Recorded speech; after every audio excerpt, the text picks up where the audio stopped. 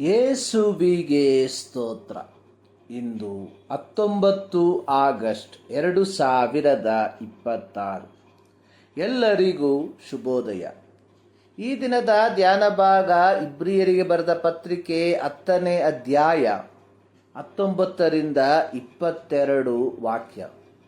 ಹೀಗಿರುವಲ್ಲಿ ಸಹೋದರರೇ, ಯೇಸು ನಮಗೋಸ್ಕರ ಪ್ರತಿಷ್ಠಿಸಿದ ಜೀವವುಳ್ಳ ಹೊಸ ದಾರಿಯಲ್ಲಿ ಆತನ ರಕ್ತದ ಮೂಲಕ, ಆತನ ಶರೀರವೆಂಬ ತೆರೆಯ ಮುಖಾಂತರ ದೇವರ ಸಮಕ್ಷಮದಲ್ಲಿ ಪ್ರವೇಶಿಸುವುದಕ್ಕೆ ನಮಗೆ ಧೈರ್ಯ ಉಂಟಾಯಿತು. ದೇವರ ಮನೆಯಲ್ಲಿ ಅಧಿಕಾರಿಯಾಗಿರುವ ಶ್ರೇಷ್ಠನಾದ ಯಾಜಕನು ನಮಗಿದ್ದಾನೆ. ಆದ ಕಾರಣ ನೀನಪರಾಧಿ ಎಂದು ನಮ್ಮ ಮನಸ್ಸು ನಮಗೆ ಸಾಕ್ಷಿ ಹೇಳದಂತೆ ನಾವು ಹೃದಯವನ್ನು ಪ್ರೋಕ್ಷಿಸಿಕೊಂಡು ದೇಹವನ್ನು ತಿಳಿನೀರಿನಿಂದ ತೊಳಕೊಂಡು ಪರಿಪೂರ್ಣವಾದ ನಂಬಿಕೆಯುಳ್ಳವರಾಗಿಯೂ ಯಥಾರ್ಥ ಹೃದಯವುಳ್ಳವರಾಗಿಯೂ ದೇವರ ಬಳಿಗೆ ಬರೋಣ. ಇಬ್ರಿಯ ಗ್ರಂಥಕರ್ತವು ತನ್ನ ಓದುಗರನ್ನು 2ನೇ ಬಾರಿ ಈ ಪತ್ರಿಕೆಯಲ್ಲಿ ಸಹೋದರರೇ ಎಂದು ಸಂಬೋಧಿಸಿ ಕರೆಯುವುದನ್ನು ನೋಡುತ್ತೇವೆ. ಇಬ್ರಿಯರಿಗೆ ಬರೆದ ಪತ್ರಿಕೆ 3ನೇ ಅಧ್ಯಾಯದ 1ನೇ ವಾಕ್ಯದಲ್ಲಿ ಹಾಗೂ 12ನೇ ವಾಕ್ಯದಲ್ಲಿ ಇದನ್ನು ನಾವು ನೋಡಿದ್ದೇವೆ. ಹಾಗೂ ಇಬ್ರಿಯ ಗ್ರಂಥಕರ್ತವು ಯಹೂದ್ಯರಿಗೆ ದೇವರ ಬಳಿಗೆ ಬರುವುದಕ್ಕೆ ಒಂದು ಮುಕ್ತವಾದ ಆಹ್ವಾನವನ್ನು ಕೊಡುವವನಾಗಿದ್ದಾನೆ.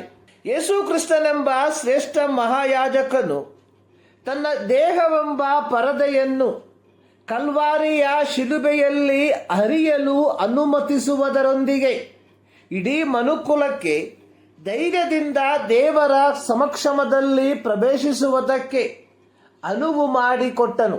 ಯೇಸುವಿನ ಐಹಿಕ ಸೇವೆಯ ಕಾಲದಲ್ಲಿ ಯೇಸು ಹೇಳಿದ್ದು, ಪರಲೋಕದಿಂದ ಇಳಿದು ಬರುವ ಜೀವವುಳ್ಳ ರೊಟ್ಟಿಯು ನಾನೇ. ಈ ರೊಟ್ಟಿಯನ್ನು ಯಾವನಾದರೂ ತಿಂದರೆ ಅವನು ಸದಾಕಾಲ ಬದುಕುವನು, ಮತ್ತು ನಾನು ಕೊಡುವ ರೊಟ್ಟಿ ನನ್ನ ಮಾಂಸವೇ, ಅದನ್ನು ಲೋಕದ ಜೀವಕ್ಕೋಸ್ಕರ ಕೊಡುವೆನು. ಯೋಹಾನ 6:51 ವಾಕ್ಯ. 53ನೇ ವಾಕ್ಯದಲ್ಲಿ ಯೇಸು ತಿರುಗಿ ಯಹೂದ್ಯರಿಗೆ ಹೇಳಿದ್ದು, ನೀವು ಮನುಷ್ಯಕುಮಾರನ ಮಾಂಸವನ್ನು ತಿನ್ನದೆ ಅವನ ರಕ್ತವನ್ನು ಕುಡಿಯದೆ ಹೋದರೆ ನಿಮ್ಮೊಳಗೆ ಜೀವವಿಲ್ಲ. ನನ್ನ ಮಾಂಸವನ್ನು ತಿಂದು ನನ್ನ ರಕ್ತವನ್ನು ಕುಡಿಯುವವನು ನಿತ್ಯ ಜೀವವನ್ನು ಹೊಂದಿದ್ದಾನೆ, ಮತ್ತು ನಾನು ಅವನನ್ನು ಕಡೇ ದಿನದಲ್ಲಿ ಎಬ್ಬಿಸುವೆನು. ಪೌಲನು ಕೊರಿಂಥ ಪಟ್ಟಣದ ದೇವರ ಸಭೆಗೆ ಕರ್ತನಿಂದ ಹೊಂದಿಕೊಂಡ ಉಪದೇಶದ ಕುರಿತಾಗಿ ಬರೆದಿರುವಂಥದ್ದು. ಕರ್ತನಾದ ಯೇಸು ತಾನು ಹಿಡಿದುಕೊಟ್ಟ ರಾತ್ರಿಯಲ್ಲಿ ರೊಟ್ಟಿಯನ್ನು ತೆಗೆದುಕೊಂಡು ದೇವರ ಸ್ತೋತ್ರ ಮಾಡಿ ಮುರಿದು, ಇದು ನಿಮಗೋಸ್ಕರವಾಗಿರುವ ನನ್ನ ದೇಹ, ನನ್ನನ್ನು ನೆನೆಸಿಕೊಳ್ಳುವುದಕ್ಕೋಸ್ಕರ ಹೀಗೆ ಮಾಡಿರಿ ಅಂದರು. ಯೇಸು ಕ್ರಿಸ್ತನು ಶಿಲುಬೆಯ ಮೇಲೆ ತನ್ನನ್ನು ಯಜ್ಞಾರ್ಪಿತನಾಗಿ ಅರ್ಪಿಸಿಕೊಂಡು ತನ್ನ ರಕ್ತದ ಮೂಲಕ ಮನುಕುಲದ ಪಾಪವನ್ನು ಮನ್ನಿಸಿದರ ಫಲವಾಗಿ ನಾವೆಲ್ಲರೂ ದೇವರ ಮಕ್ಕಳೆಂಬ ಪದವಿಯನ್ನು ಹೊಂದಿಕೊಂಡವರಾಗಿದ್ದೇವೆ. ಇಬ್ರಿಯ ಗ್ರಂಥಕರ್ತವು ಇಡೀ ಯಹೂದ್ಯ ಸಮುದಾಯಕ್ಕೆ ಪ್ರಬೋಧಿಸುವಂಥದ್ದು, ಪರಿಪೂರ್ಣವಾದ ನಂಬಿಕೆಯುಳ್ಳವರಾಗಿಯೂ ಯಥಾರ್ಥ ಹೃದಯವುಳ್ಳವರಾಗಿಯೂ ದೇವರ ಬಳಿಗೆ ಬನ್ನಿರಿ.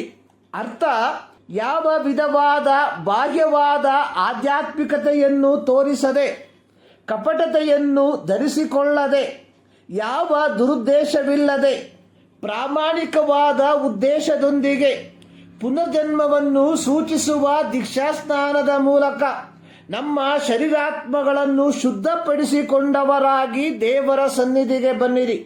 ಪ್ರಿಯರೇ, ಇಂದು ಕ್ರೈಸ್ತತ್ವದಲ್ಲಿ ಅನೇಕರು ಕ್ರಿಸ್ತನ ಬಳಿಗೆ ಬರುವುದನ್ನು ನಾವು ನೋಡುತ್ತೇವೆ.